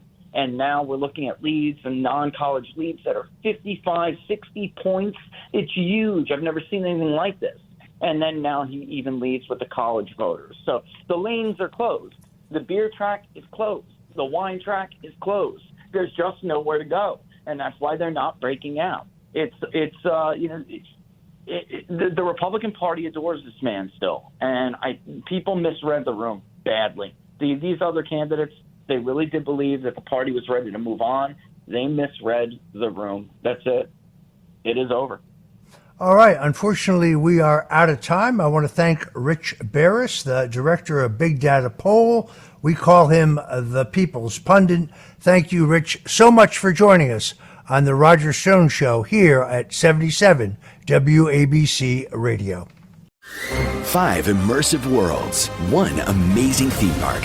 Get ready to explore the all-new Universal Epic Universe, featuring the wizarding world of Harry Potter, Ministry of Magic, Super Nintendo World, How to Train Your Dragon, Isle of Berk, and Dark Universe. Epic Universe opens May 22nd at Universal Orlando Resort. Our universe will never be the same. Tickets and packages on sale now at universalorlando.com. Morning decisions. A creamy mocha frappuccino drink? A sweet vanilla? Maybe a smooth caramel? Or that white chocolate mocha? Whichever you choose, delicious coffee awaits. Start your day with bottled Starbucks Frappuccino drinks. Pick up a bottle near you wherever you buy your groceries. Halliday presents, in the red corner, the undisputed, undefeated Weed Whacker Guy. Champion of hurling grass and pollen everywhere. And in the blue corner, the challenger, extra strength Halliday. Eye drops that work all day to prevent the release of histamines that cause itchy allergy eyes. And the winner by knockout is Halliday. Halliday, bring it on. Clorox Sentiva smells like grapefruit. Cleans like Clorox. And feels like...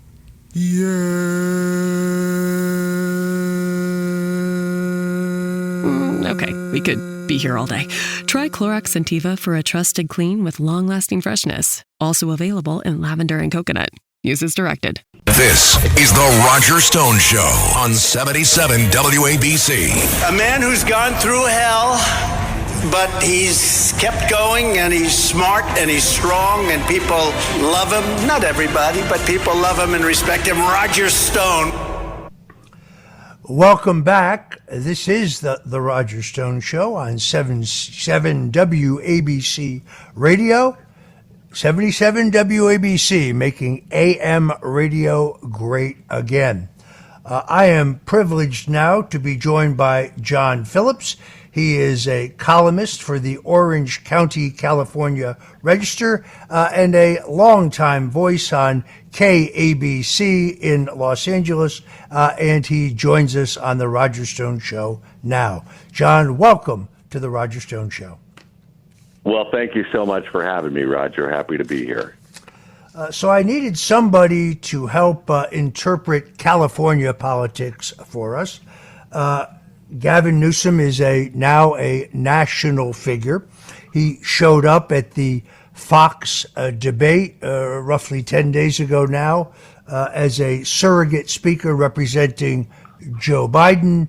He's announced that he will debate Governor Ron DeSantis of Florida one-on-one, hosted by my friend Sean Hannity at Fox. What exactly is Gavin Newsom up to? He's running for president, and this pick is not designed to please the people of California. At this point, he treats California like you would treat an ex-girlfriend's house, where he stops by to pick up his stuff and maybe get a hug. But that's pretty much it. His ambitions are national, and California is just his day job that he has to pay lip service to. And he made this pledge to nominate a black woman to replace Dianne Feinstein on Joy Ann Reid's show over on MSNBC. And he went on Meet the Press and said, it'll just be a caretaker, though, because I don't want to get involved in the Democratic primary. And then he started receiving all kinds of blowback from all kinds of places, with the loudest voice being Barbara Lee, because she thought she would get the appointment. She's the congresswoman from Oakland who's running for the seat. And what he did was he immediately buckled to the pressure and nominated a woman who is essentially a political consultant who worked with A. Smith, who is Kamala Harris's political consultant and Gavin Newsom's political consultant, along with Jerry Brown and a bunch of others here in the state of California, and put her in the seat without any strings attached at all. She hasn't announced if she's going to run for a full term, but why would you take it unless you are willing to run for a full term? Particularly when you have the backing of everyone in leadership in the U.S. Senate, because she will be an incumbent running for re-election, which means Chuck Schumer and the Democrats have an obligation to get behind her with all of the money she needs to hold that seat. And this puts Adam Schiff and Barbara Lee and Katie Porter in an awful situation, because right now they're not running for an open seat, they're running against the Democratic incumbent. And even though she was appointed, she was never selected by the voters of California, she still has all of the power of incumbency. And if you go back and you look at other embattled incumbents that we just all assumed were dead meat, but had the power of the caucus behind them, that's Lisa Murkowski. Lisa Murkowski pissed off all of the conservatives in Alaska by voting the way that she did on any number of issues where she broke ranks from Republicans and voted with the Democrats. And there was a conservative candidate that was running against her. But who did Mitch McConnell stand behind? He didn't stand behind the conservative. He stood by his incumbent. And I don't think that Adam Schiff or Barbara Lee or Katie Porter knows what's coming, because Adam Schiff in particular was very close to Nancy Pelosi, and he always had leadership backing him up for all of his dirty deeds. Well, now the shoe's on the other foot. Now, instead of having leadership solidly behind him, he's going to be the guy they're all trying to kill off. And I, for one, think it couldn't happen to a better guy. Yeah, just so people understand, we're talking about Gavin Newsom's authority to appoint a senator to the newly vacated seat that became available with the passing of veteran Senator Dianne Feinstein. For those who may need that clarification, does this woman who was appointed to the seat not actually live in Maryland? She was registered to vote in Maryland. She was living in Maryland. She owns property in Los Angeles. And in California, all you have to do is you have to fill out a little form online to change your registration. What was strange to me was that they didn't have her fill out that form online before they made the announcement. They made the announcement, and then it was still listed in all of her social media accounts and all of her official bios that she was a Maryland resident and a Maryland voter. And it wasn't until they were embarrassed that she filled out the form online and became a California registered voter. Now, another interesting wrinkle to this story is that, as you mentioned, Dianne Feinstein is a longtime U.S. senator here.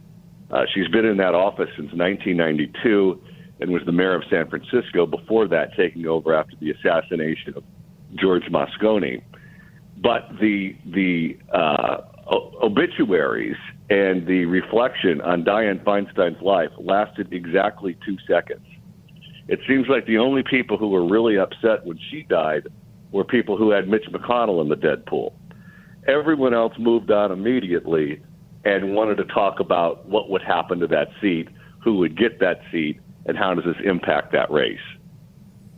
Yeah, it was kind of interesting. The best kind of retrospective on her career wasn't in the LA Times or the San Francisco Chronicle. It was in the New York Post, of all places. They seem to move on very, very quickly. Can California ever become a red state again? Is that ever historically in the cards?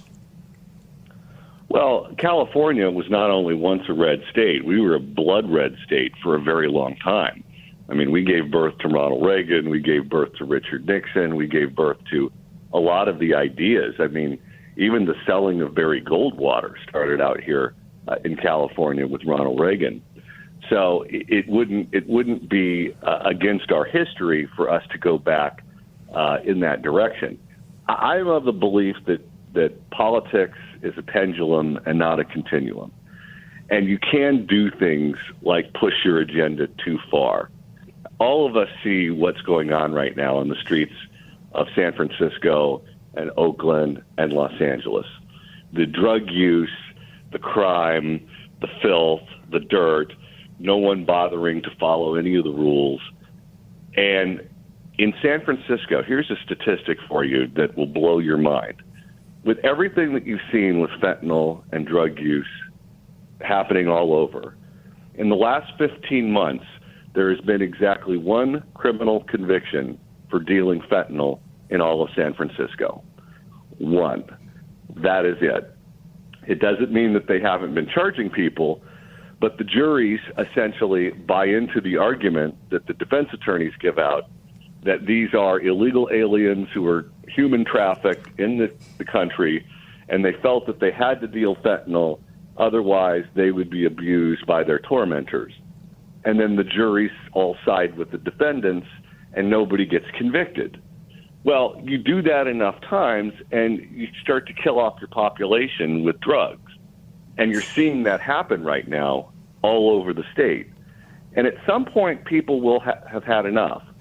And sometimes it happens slowly, and sometimes there's a clean break. It happened that way with crime in the 1990s, when crime was really out of control in California.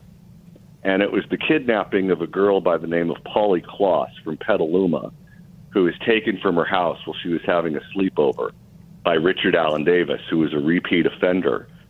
And eventually he was caught, but she was raped and murdered, and all kinds of awful things happened to her. But the public was so outraged at what happened that we passed 3 strikes, you're out.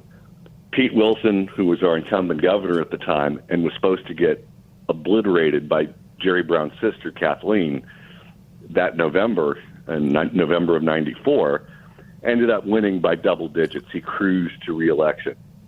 And the Republican wave that year in 1994 was so strong that it almost knocked Dianne Feinstein out of office when Michael Huffington challenged her because she had to run 2 years later. She was serving a partial term. That was originally Pete Wilson's U.S. Senate seat. And Republicans took control of the state assembly. So 1994 is not ancient history. And when the public had enough, you saw a massive reaction at the ballot box. That was also the year, by the way, that voters passed Prop 187 by wide margins. So I could see something along those lines happening because it's the misery that we live with on a daily basis is palpable. I mean, you see the Rite Aids and the Starbuckses and everything else just closing down around you because of all the blight and the crime. At some point, there's going to be some break where something happens, and the Republicans in California better be ready for it. Do the demographic changes, though, in the makeup of California leave the state within reach of any Republican? Not right now, but you look at the issue of crime. The issue of crime impacts Asians and Latinos disproportionately. These videos that you see of grandmothers getting punched or knocked out or shoved in front of subways or whatever the case may be, they're almost all Asians. And that community knows they're under attack. And that community and the Latino community, they own a lot of the small businesses here that get robbed on a daily basis. And there's nothing that the district attorney is willing to do to stop it from happening. There's nothing that the governor or the state legislature is willing to do to stop it from happening. They're angry about it. They vote for a lot of these politicians. But at a certain point in time, you're going to make the connection that the politicians that are failing to protect you are the same ones that you're voting for. And you can already see seeds, especially with Latinos.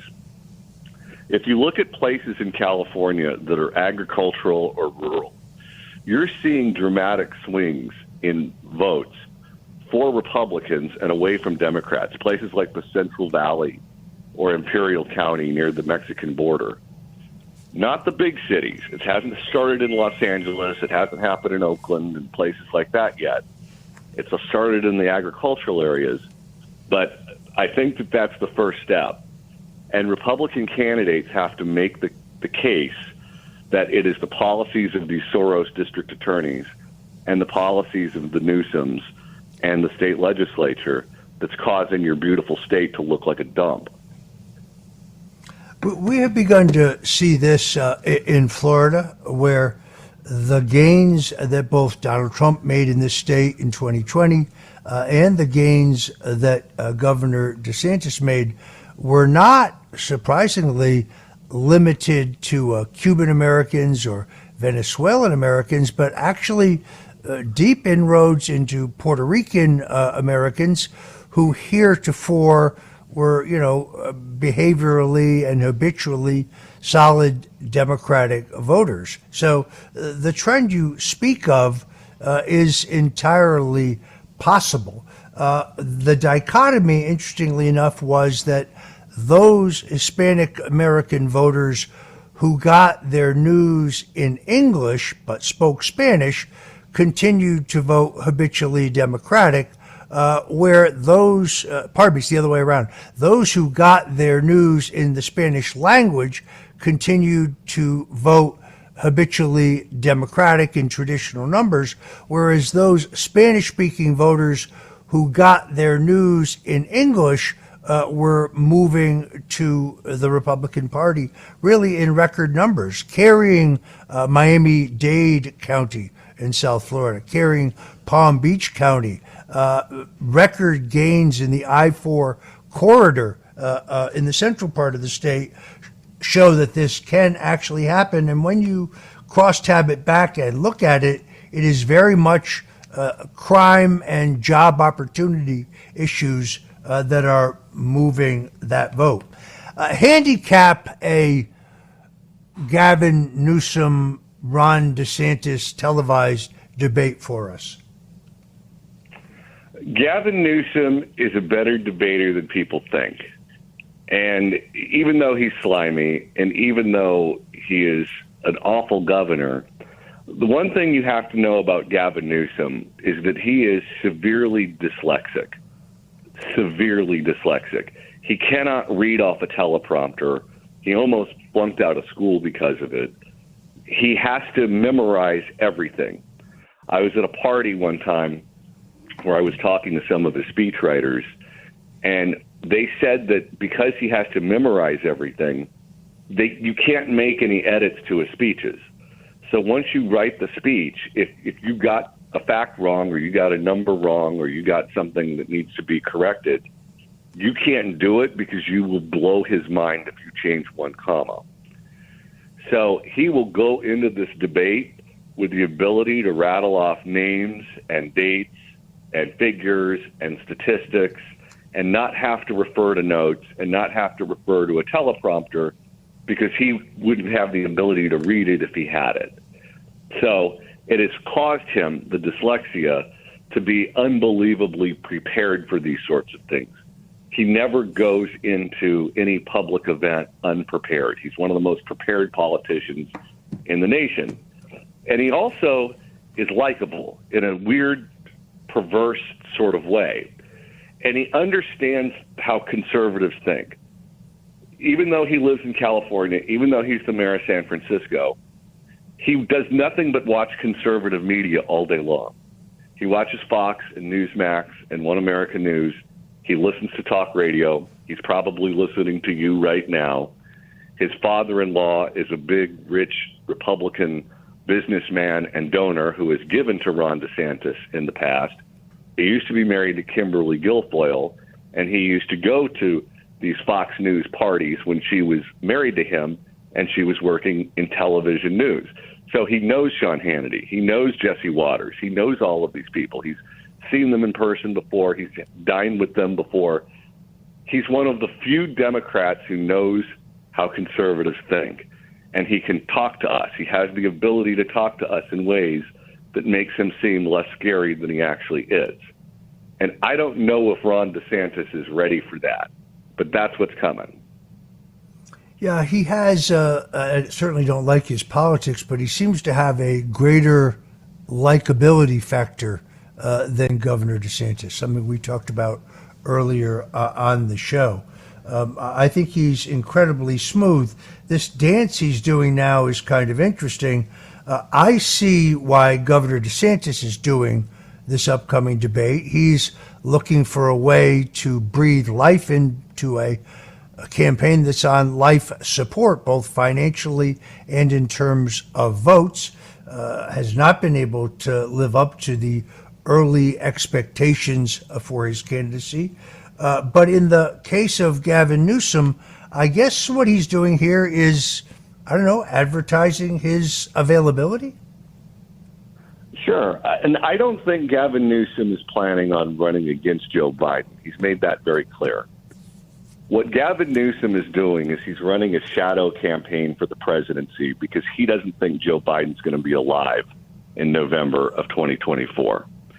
The reason that he's pushing this constitutional amendment on guns is not because he thinks it has a chance at passing. He's doing it because he's building a national database.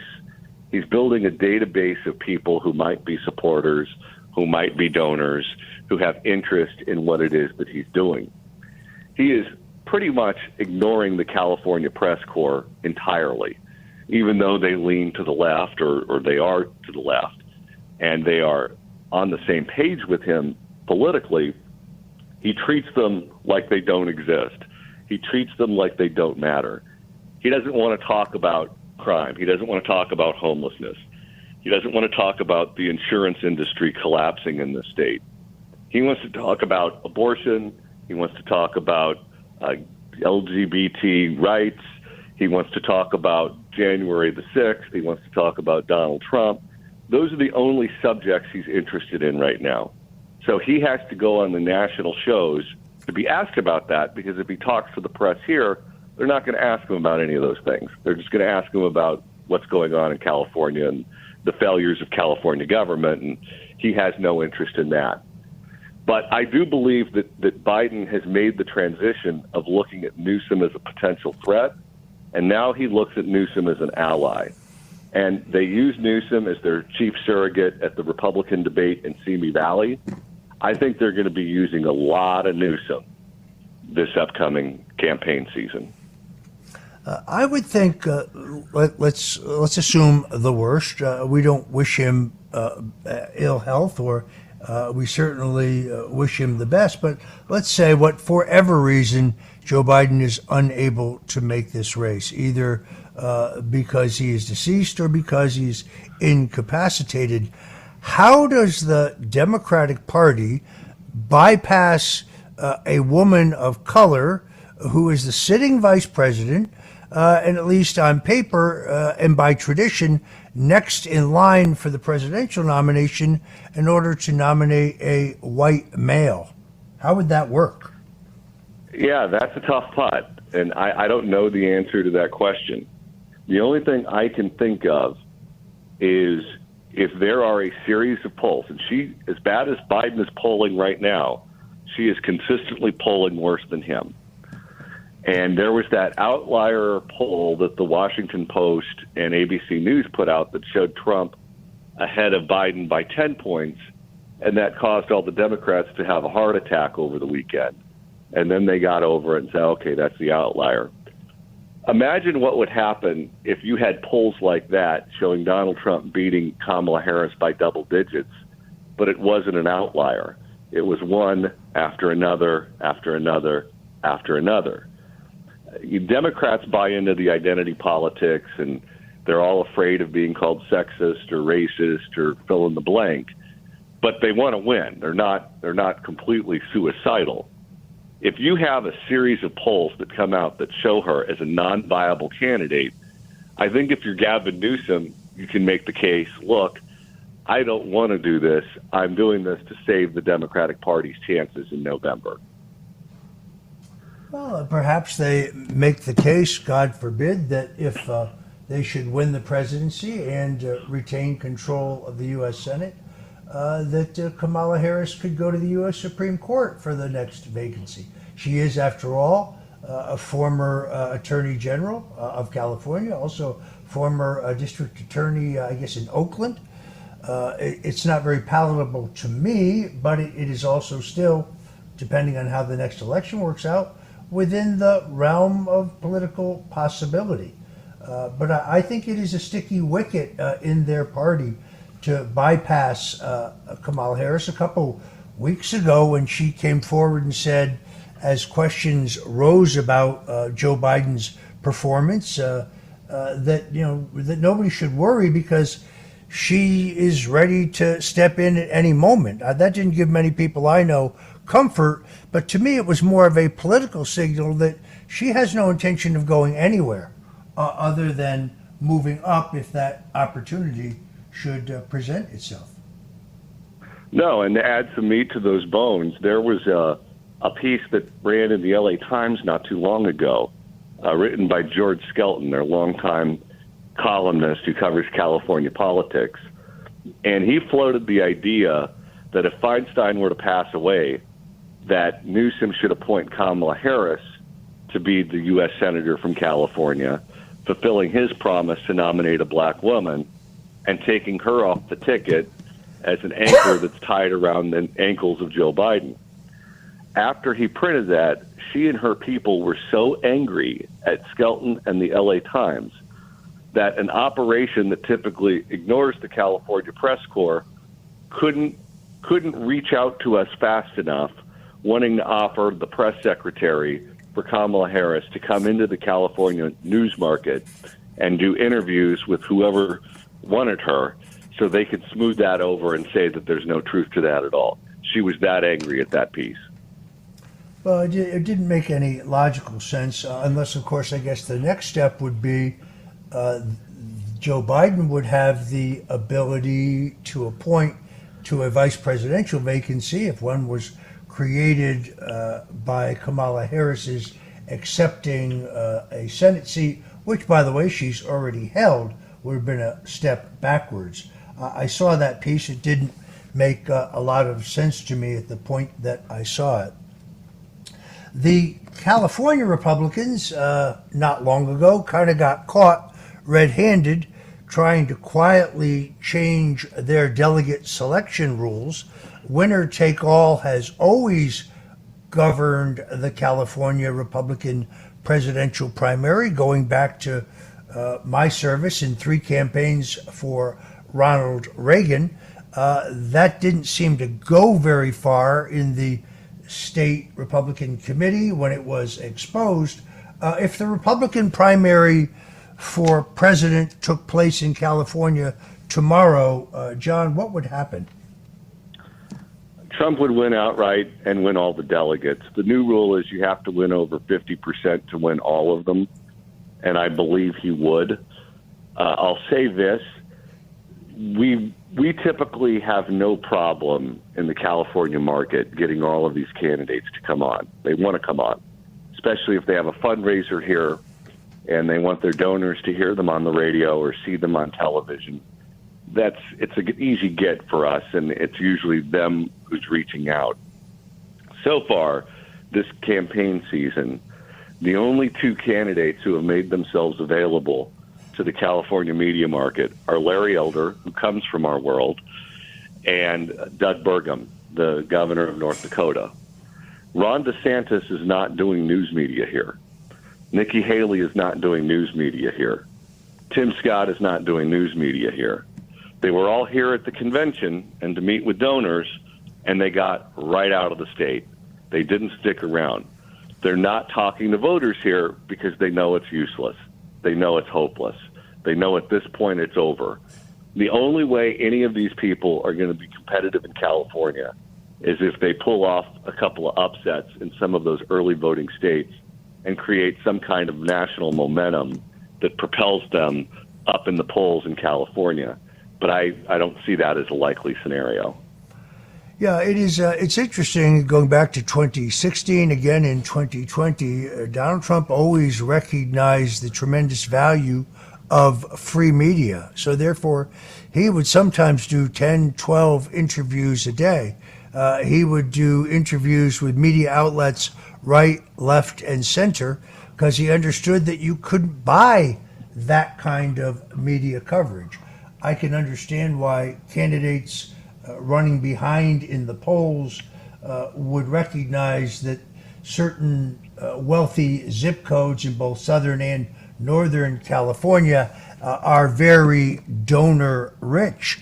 But it does suggest that all of these candidates actually know that this is hopeless, that they are either running for vice president or they're running for the exercise to get their name better known for a potential 2028 race.